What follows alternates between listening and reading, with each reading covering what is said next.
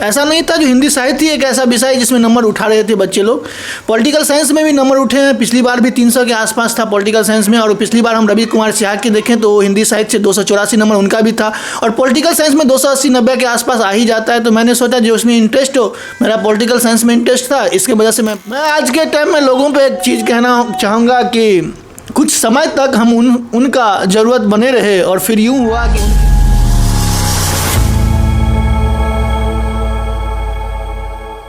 Shri टेक60 talks channel के साथ आप लोग जुड़ चुके हैं।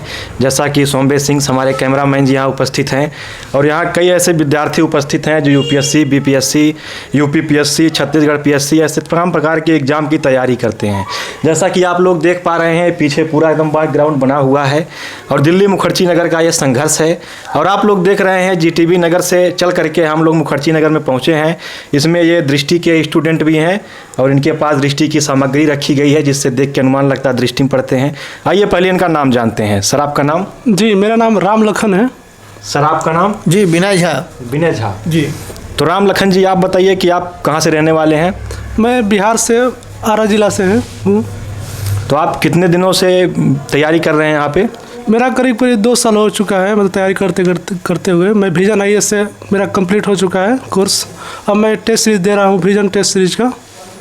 अच्छा सर, आप हिंदी मीडियम से हैं या इंग्लिश मीडियम से? मेरा मीडियम हिंदी है। क्या आपको नहीं लगता मीडियम को लेके किसी प्रकार की दिक्कत संस्था में चल रही है? हाँ दिक्कत तो चल रही है, लेकिन नोट्स का बहुत दिक्कत होता है एक तरह से। जैसे कंसाइज नोट्स जो बनता है ना, उसको बनाने में जो हिंदी में मेहनत ज़्यादा पड़ता है। इंग्लिश में थोड़ा शॉर्ट नोट्स तैयार हो जाता है एक तरह से। कोई भी हम आर्टिकल पढ़े उसका मतलब एक तरह से शॉर्ट नोट्स बनाने में यार मतलब टेक्निक सीख कर बनाने में सिंपल पड़ता है एक तरह से। चलिए अभी थोड़ी देर बाद फिर हम आपके पास लौटेंगे। थोड़ा विनय झा जी से पूछते हैं। सर आप कहाँ के रहने वाले हैं? जी मैं बिहार दरभंगा से हूँ। सर दरभंगा के बारे में आप कुछ बताना चाहेंगे लोगों को? जी सर, दरभंगा में एक आप लोग जानते ही हैं कि दरभंगा महाराज हुआ करते थे कामेश्वर सिंह जी, पुराने ज़माने में। पुराने क्या 1950 के आसपास की बात है, जिस टाइम हमारी देश स्वतंत्र हुई थी, उस टाइम की बात है। उस टाइम एक महाराज हुआ करते थे। अभी फ़िलहाल दरभंगा में जो फेमस है वो university LNMU university, Mithila university और संस्कृत यूनिवर्सिटी भी दरभंगा के क्षेत्र में है। और फिलहाल जो एम्स भारत सरकार द्वारा निर्धारित किया गया है वो भी दरभंगा में ही होने, माने उसका स्थापित होने वाला है। तो ऐसा ही कुछ है दरभंगा के बारे में। सर मैथिली भाषा दरभंगा का ही उदय है, विद्यापति जी वहाँ पे, उनके बारे में आप कुछ कहना चाहेंगे? विद्यापति भी वो मिथिलांचल के गौरव हैं। मिथिलांचल ही नहीं पूरे भारत के वो धरोहर थे उस टाइम के। और अब तो खैर उनकी इतनी सारी बुक लिखी गई है कि आप लोग अब पढ़ सकते हैं। मिथिला में जो सबसे महान कवि के बारे में अगर भारत में चर्चा की जाए तो वो विद्यापति के बारे में ही उनका पहला नाम आएगा। चलिए सर, ये बेसिक जानकारी तो आपसे ले ली गई है। अब हम ये जानना चाहते हैं कि राम लखन जी आप जिस बेड पे रहते हैं, इस रूम में किराया कितना आप देते हैं? इस रूम का किराया हम लोग 3 लोग रहते हैं यहाँ पर। अच्छा। तो रूम के एक बच्चे का लगता है 3,000, दूसरे बच्चे का 3,000, तीसरा बच्चे का 3,000 लगता है। मतलब एक रूम में आप 3 लोग रहते हैं, 3 हज़ार रुपये, मतलब 9,000 रुपये देते हैं। क्या आप ये बताना चाहेंगे कि लाइट बिल, पानी बिल ये सब उसमें इंक्लूड है कि अलग से देना चाहते हैं? नहीं, उसके लिए अलग से देना पड़ता है। सब मिलाकर बिजली बिल लेकर 900 लग जाता है। हम लोग 300 रुपये बांट लेते हैं। सर आप कौन से कोचिंग से किए हुए हैं? जी मैं अभी फ़िलहाल दृष्टि संस्थान से जुड़ा हुआ हूँ पिछले 1 सालों से। सर आपका ऑप्शनल कौन सा है? मेरा ऑप्शनल PSIR है, political science and international relation. जैसा कि देखा जा रहा है, हिंदी में वर्तमान समय में अधिकतर बच्चे हिंदी साहित्य को अपना ऑप्शनल रख रहे हैं, विशेषकर वो जो दृष्टि से जुड़े हुए हैं। कहीं ना कहीं हिंदी साहित्य एक ऐसा ऑप्शनल बन चुका है। रवि सिहाग को देख करके ऐसे तमाम प्रकार के लोग हैं, धनवंता को देख करके सभी लोग हिंदी ऑप्शनल ही रख रहे हैं, जबकि इंग्लिश लिटरेचर पे उतना लोगों का ध्यान नहीं है। तो आपने कैसे PSIR ले लिया दृष्टि में रहते हुए? इसके सर 2-3 प्रमुख कारण जो हैं वो मैं बताना चाहूँगा। एक तो मेरे एज के साथ पॉलिटिकल विषय में रुचि थोड़ा बढ़ती गई। मेरी ग्रेजुएशन 2018 में पूरी हुई। इसके बाद मैंने कोचिंग पढ़ाया 3-4 सालों तक। उसके बाद मन हुआ UPSC की तैयारी करते हैं। तो मेरा ऑनर्स चूँकि मैथ ऑनर्स रहा है, तो मुझे 4 साल थोड़ा वो कम्युनिकेशन गैप हो गया। इसके कारण पॉलिटी में थोड़ी रुचि बढ़ गई थी उस टाइम। और पॉलिटिकल विषय मैंने जब ऑब्जर्व किया UPSC के पैटर्न पे, तो पॉलिटिकल साइंस, हिंदी साहित्य और एक हिस्ट्री, ये तीनों में अच्छे नंबर आ रहे थे। ऐसा नहीं था। जो हिंदी साहित्य ही एक ऐसा विषय जिसमें नंबर उठा रहे थे बच्चे लोग। पॉलिटिकल साइंस में भी नंबर उठे हैं, पिछली बार भी 300 के आसपास था पॉलिटिकल साइंस में, और पिछली बार हम रवि कुमार सिहाग के देखें तो हिंदी साहित्य से 284 नंबर उनका भी था, और पॉलिटिकल साइंस में 280-90 के आसपास आ ही जाता है। तो मैंने सोचा जो उसमें इंटरेस्ट हो, मेरा पॉलिटिकल साइंस में इंटरेस्ट था, इसके वजह से मैं पॉलिटिकल साइंस चूज किया। चलिए थोड़ी देर बाद आपके पास फिर लौटेंगे, एक आखिरी क्वेश्चन होगा। यादव जी, राम लखन जी, आपसे इतना ही हमें जानना है कि आप अपने ऑप्शनल को लेकर के, आपका ऑप्शनल वैसे है क्या? मेरा ऑप्शनल हिस्ट्री है। अच्छा, हिस्ट्री ऑप्शनल आपका है। क्या आपको लगता है कि आपके ऑप्शनल से सिलेक्शन हो पा रहा है? हिस्ट्री का बेस्ट टीचर दिल्ली मुखर्जी नगर में कौन है? बच्चों को क्या ऑप्शनल लेना चाहिए, आपको सजेस्ट करेंगे उसके बारे में? हाँ, उसके लिए हिस्ट्री तो थोड़ा लंबा सिलेबस उसका पड़ता है, लेकिन हिस्ट्री पढ़ने से एक तरह से आपको मतलब पूरा मतलब प्राचीन काल की जो जानकारियाँ मिलती है ना, उसको हम कोरिलेट कर सकते हैं सोसाइटी से, जिससे आज बदलाव हो रहा है समाज के अंदर।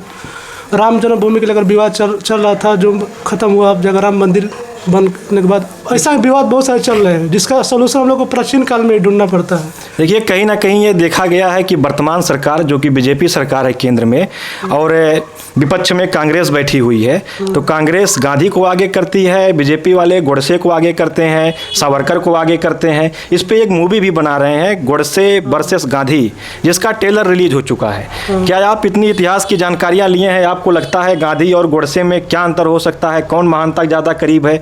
क्या इतिहास को बदला जा रहा है? क्या इतिहास को नए परिप्रेक्ष्य में बनाया जा रहा है? इस पर आप क्या कहना चाहेंगे? हाँ, एक तरह से इतिहास को बदलने की कोशिश तो की जा रही है एक तरह से। अभी मूवी आ रही है गोडसे करके, जिसमें मतलब गोडसे को ज़्यादा महान बताया जा रहा है, क्योंकि गोडसे बोला है कि मतलब एक तरह से कि जो महात्मा गांधी भी थे ना, वो भी हिंसक थे एक तरह से, क्योंकि अपने विचारों से हिंसा करते थे। जैसे कि अपने बात को मनाने के लिए वो मतलब आजीवन अनशन करते थे, भूख हड़ताल करते थे। एक तरह से वो भी एक तरह से हिंसा ही हुआ। यानी कि एक तरह से मतलब मेरे पास एक बंदूक है, दूसरे व्यक्ति में भिड़ा दिए सीधे गोली से, बंदूक से भिड़ा दिया उसके ऊपर, तो वह भी एक तरह से क्या हुआ, भूख हड़ताल कर रहे हैं, उसकी तुलना बंदूक से किया गया एक तरह से। तो एक तरह से वो भी तो एक हिंसा हुई हुआ एक तरह से ना, हम लोग को दिखता है लेकिन उनमें खून तो नहीं बहता है, लेकिन एक भी दूसरा एक तरह से हिंसा हुआ है, साइलेंट हिंसा जो बोलते हैं। चलिए हम लौटेंगे आपके पास थोड़ी देर बाद। जैसा कि अब चलते हैं बिना झा के पास, इनसे हम जानना चाहेंगे कि वर्तमान परिप्रेक्ष्य में एयर पॉलिटिकल साइंस के स्टूडेंट हैं, AIR पढ़े होंगे, अंतर्राष्ट्रीय राजनीति के बारे में काफ़ी इनके पास जानकारी होगी। तो कहीं ना कहीं विनय झा, वर्तमान परिप्रेक्ष्य में देखा जा रहा है एस जयशंकर और भारत सरकार की जो रुझान है वो रसिया की तरफ कम होते हुए अमेरिका की तरफ ज़्यादा झुकाव लोग दे रहे हैं, ज़्यादा लोग जापान को प्राइवेसी दे रहे हैं, इजराइल के साथ संबंधों को बेहतर कर रहे हैं। नरेंद्र मोदी पहले प्रधानमंत्री बने जो 2015 में इजराइल की यात्रा की है, इससे पहले कोई प्रधानमंत्री क्यों नहीं गया? देखिए, सबसे पहली बात है मोदी का जो आज के दौर में हाइपर ग्लोबलाइजेशन का दौर है। हाइपर ग्लोबलाइजेशन का मतलब होता है interdependency to the another country to each other. इसका मतलब ये हो जाता है हम हर एक कंट्री को अपना अपना परिप्रेक्ष्य दे रहे हैं, जो हम आपसे भी सहमत रहते हैं और आपसे भी रहते हैं, और मेरा एक नेशनल इंटरेस्ट सबसे ऊपर होगा। इसलिए मोदी के टाइम में ये देखा गया है, जो कि प्रधानमंत्रियों के टाइम में ये नहीं देखा गया था उतना। अगर कंपैरिजन करें तो नेशनल इंटरेस्ट को बीजेपी जो मोदी सरकार है वो सबसे ऊपर रखना चाह रही है। जो नेशनल इंटरेस्ट के आगे मैं किसी का नहीं सुनूंगा, मेरा नेशनल हित सबसे ऊपर है, जो कि इंदिरा गांधी के सरकार में दिखी थी इससे पहले। उससे पहले बीच में दिखने को नहीं मिला, अब मोदी के टाइम में दिखने को मिल रहा है। इसलिए ऐसा मोदी का मानना है कि जो मैं किसी से शत्रुता नहीं रखना चाहता हूँ, क्योंकि हाइपर ग्लोबलाइजेशन का दौर है, इकोनॉमी वार की दौर है, तो हम एक दूसरे से साथ कोऑपरेट करके चले। जो कि G20 का आप थीम देखेंगे, one nation one country one nation one family, one nation one family one country, ऐसा कुछ दिया गया है, जिसको हम हिंदी में अगर शॉर्ट में देखें तो उसको कहा जाता है संस्कृत में वसुधैव कुटुंबकम। तो हम लोग उस विचारधारा को फॉलो करने वाले हैं। तो इसलिए हम लोग को किसी ऐसी कंट्री से कोई मतभेद नहीं होना चाहिए। तो मोदी वही चाह रहे हैं, लेकिन उनका क्या मानना है जो नेशनल इंटरेस्ट सबसे ऊपर होनी चाहिए। चलिए सर, लगता है वीडियो काफ़ी लंबी हो जाएगी, इसके लिए एक आखिरी सवाल आप दोनों लोगों से पूछ लेते हैं। क्या आपको लगता है दिल्ली में जो छात्र मुखर्जी नगर आना चाहते हैं, यूपी से, बिहार से, MP से, छत्तीसगढ़ के, भारत के विभिन्न राज्यों से, क्या उनके लिए दिल्ली में कुछ भटकाव जैसी चीज़ें हैं? क्या उनको आना चाहिए, ऑनलाइन करना चाहिए? क्या आप सोचते हैं इसके बारे में? दिल्ली में आने से एक तरह से आपको डिसिप्लिन मिल जाता है एक तरह से, मतलब कोई कोचिंग पकड़ लेते हैं तो एक तरह से उसमें मतलब अनुशासन तरीके से हम लोग काम करते हैं एक तरह से। तो दिल्ली आने की उतना भी ज़रूरत नहीं है, लेकिन गांव पर है वहाँ पर हम तैयारी कर सकते हैं। आजकल डिजिटल युग आ चुका है। जैसा कि अधिकतर गांव के लोगों का ये मानना है कि दिल्ली में सिगरेट सबसे ज़्यादा लोग पीते हैं, आप भी ये बात जानते हैं। दिल्ली पॉल्यूटेड हो चुकी है, यहाँ की लड़कियों के बारे में भी कई अफवाहें फैलाई जा रही है, लड़कियाँ ऐसी होती है ऐसी। लड़कियों के बारे में आप क्या कहना चाहेंगे? लड़कियाँ अपने थॉट पर निर्भर करता है यार, जैसे एक तरह से जो लड़का अपने अंदर सोच रहा है वो भी एक तरह से जो सोचता है वही देखता है एक तरह से। तो लड़कियाँ मतलब वो भी तो सही है मतलब एक तरह से। चलिए विनय झा जी, आप बताइए, क्या आपको लगता है कि दिल्ली में जो छात्र आना चाहते हैं विभिन्न राज्यों से, उनको यहाँ आना चाहिए? क्या भटकाव के तत्व हो सकते हैं? कहाँ उनको कोचिंग अच्छी मिल सकती है, या फिर वो प्री निकाल के यहाँ ऑनलाइन क्लास ले लें? इसके बारे में आप क्या कहना चाहेंगे? थोड़ा उनको मैसेज दीजिए अपना। जी, इसके बारे में हम कहना चाहिए कि ये आपके ऊपर डिपेंड करते हैं, आप स्टूडेंट कैसे हैं। अगर आप ऑनलाइन में कंफर्टेबल हैं तो ऑनलाइन चूज कीजिए।